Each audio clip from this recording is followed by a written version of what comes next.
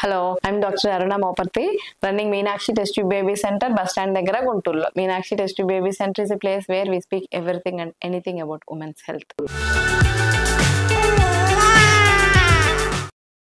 ఈ రోజు IVF success అవ్వాలంటే ఒక మంచి 6 సూత్రాలు చెప్తానన్నమాట. 6 టిప్స్. ఫస్ట్ ఏంటంటే ఐవీఎఫ్ అంటే రోజు ఇంజెక్షన్స్ చేయించుకోవాలనుకున్నాం కదా, ఇంజెక్షన్స్ టైం మెయింటైన్ చేసుకోవడం ఇంపార్టెంట్.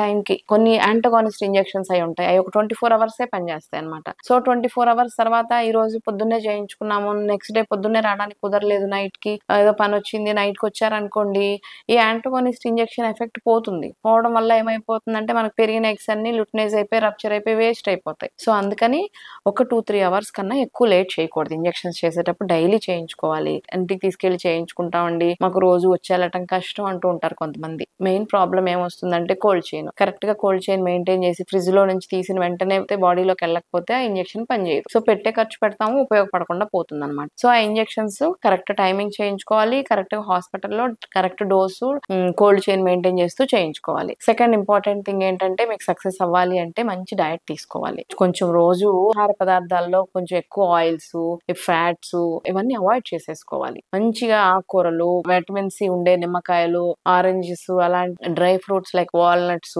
రైస్ తక్కువ తీసుకోవడం, మిల్లెట్స్, రాగులు అలాంటివి ఎక్కువ తీసుకోవటం. సో ఈ డైట్ అన్ని ఒక 2-3 నెలలు చక్కగా ఫాలో అవుతూ ఉంటే యాంటీ ఆక్సిడెంట్స్ అయి పెరిగి మనకి మంచిగా ఎక్స్ అయి పెరుగుతాయి అనమాట. నెంబర్ 3 ఏంటంటే urine infections, vaginal infections, fevers, జలుబు, దగ్గు ఇలాంటివి రాకూడదు. మన ఎంబ్రియో ట్రాన్స్ఫర్ చేసినాక బాడీలోకి ఏ బ్యాక్టీరియల్ ఇన్ఫెక్షన్, వైరల్ ఇన్ఫెక్షన్ వచ్చినా కూడా మన చిన్ని ఎంబ్రియోని అది డ్యామేజ్ చేస్తుంది. సో అలాంటి రాకుండా చూసుకోవాలి. నెంబర్ 4 ఏంటంటే చాలా ఇంపార్టెంట్, అందరు చేసే తప్పు. ఒకవేళ మన టైం బాగుండక ఐవీఎఫ్ ఫెయిల్ అయింది అనుకోండి, వెంటనే ట్రీట్మెంట్ మానేస్తారు. ట్రీట్మెంట్ మానేసి ఇంకా ఐవీఎఫ్ ఫెయిల్ అయిపోయింది, ఇంకా మా వల్ల కాదు, మేము ఇంకేం చేయలేము, అయిపోయిందని కూర్చుంటారు ఇంట్లో, లేకపోతే డాక్టర్ ని చేంజ్ చేసేస్తారు. ఈ 2 బ్యాడ్. ఎలా అంటే ట్రీట్మెంట్ కి ఇంకా నెక్స్ట్ స్టెప్ ఏంటి, మరి నెక్స్ట్ ఏం చేయాలి అనేది వెంటనే ప్లాన్ చేసుకొని ఒక 2-3 మంత్స్ టైం తీసుకొని వెంటనే మళ్ళీ చేసుకుంటూ ఉండటం వల్ల మీకు నెంబర్ ఆఫ్ ఏజ్ పెరిగిపోయి నెంబర్ ఆఫ్ ఎగ్స్ తగ్గిపోకుండా ఉంటాయి.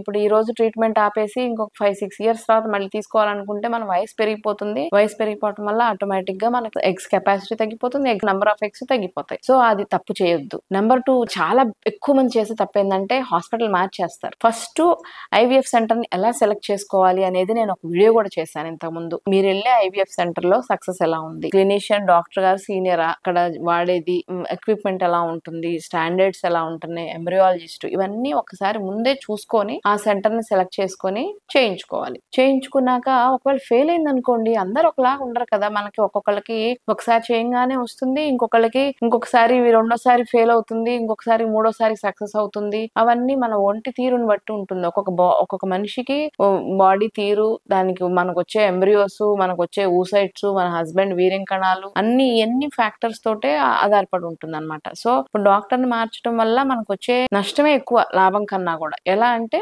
ఇప్పుడు ఒక ఎగ్జాంపుల్, మీరు ఒక ఐవీఎఫ్ చేయించుకున్నారు, మీకు ఈ రోజు ఫస్ట్ టైం చేస్తే ఫెయిల్ అయిపోయింది అనుకోండి, నెక్స్ట్ టైం ఆ డాక్టర్ తెలుసు మీకు ఏమేమి టెస్టులు చేశాము, సో ఈ ప్రోటోకాల్ వద్దు, ఈ అమ్మాయికి ఇలా చేయటం వల్ల మనం ఫెయిల్ అయింది కాబట్టి ఇప్పుడు నెక్స్ట్ స్టెప్ వేరే ప్రోటోకాల్కి వెళ్దాము, వేరే డ్రగ్స్ వాడదాము, లేదా ట్రీటింగ్ వేరే విధంగా చేద్దాము, లేదా టెక్నిక్ ఆఫ్ ట్రీట్మెంట్ లో న్యాచురల్ మాడిఫైడ్ సైకిల్, పోయినసారి హెచ్ఆర్టీ సైకిల్, అలాగా టెక్నిక్ ప్రోటోకాల్స్ చేంజ్ చేసుకొని సెకండ్ టైం మళ్ళీ ట్రై చేయడం వల్ల మన సక్సెస్ రేట్ పెరుగుతుంది. అంతేగాని ఈ రోజు ఇక్కడ నుంచి వేరే హాస్పిటల్కి వెళ్ళటం వల్ల వాళ్ళు మళ్ళీ ఫస్ట్ నుంచి 0 నుండి అన్ని స్టార్ట్ చేస్తారు, మళ్ళీ అన్ని ఇంజెక్షన్స్, మళ్ళీ అన్ని, వాళ్ళకి తెలియదు మీకు ఫస్ట్ టైం ఏం మిస్టేక్ జరిగిందో, ఎందుకు మీకు సక్సెస్ అవ్వలేదో అనేది కొత్త డాక్టర్కి తెలియదు, కానీ ఆల్రెడీ చేయించుకున్న డాక్టర్కి తెలుసు. అందుకని చేంజ్ చేయొద్దు డాక్టర్ ని. అది ఇంపార్టెంట్, చాలా చాలా ఇంపార్టెంట్ టిప్ అనమాట మీకు ఐవీఎఫ్ లో సక్సెస్ రావాలంటే. ఇంకొకటి 6వది ఏంటంటే మానసిక ఒత్తిడి ఉండకూడదు. మైండ్ లో స్ట్రెస్ ఎక్కువ ఉంటే బ్రెయిన్ లో నుంచి కార్టిజోల్ హార్మోన్ ఎక్కువ రిలీజ్ అవుతుంది. ఆ కార్టిజోల్ హార్మోన్ వల్ల అన్ని హార్మోనల్ ఇంబ్యాలెన్స్ అయిపోతాయి, మనకు వచ్చే ఎగ్స్ కెపాసిటీ తగ్గిపోతుంది, ప్రెగ్నెన్సీ పిండం తయారయ్యేది క్వాలిటీ తగ్గిపోతుంది. సో స్ట్రెస్, మైండ్ లో మానసిక ఆందోళన పెట్టుకోకుండా కాస్త యోగాలు, మెడిటేషన్లు, ప్రశాంతంగా ఫిజికల్ ఎక్సర్సైజెస్ చేసుకుంటూ always be positive about what you are wanting. Positive గా లేకుండా వచ్చిద్దో రాదో అనుకుంటే నెగిటివ్ గా ఆలోచిస్తే నెగిటివ్ గా జరుగుతుంది. సో ఆల్వేస్ బీ పాజిటివ్ గానే ఆలోచించుకుని మనం వస్తుంది, కరెక్ట్ గా వస్తుంది అని ఏం పెట్టుకొని మనం చేసే పని మీద పాజిటివ్ ఆలోచనతోటి ముందుకు అడిగేస్తే మనకు పాజిటివ్ గానే రిజల్ట్ వస్తుంది, మన బేబీ మన ఒళ్ళోకి వస్తుంది, లైఫ్ హ్యాపీగా ఉంది. Okay, if you like the video, share and subscribe my channel.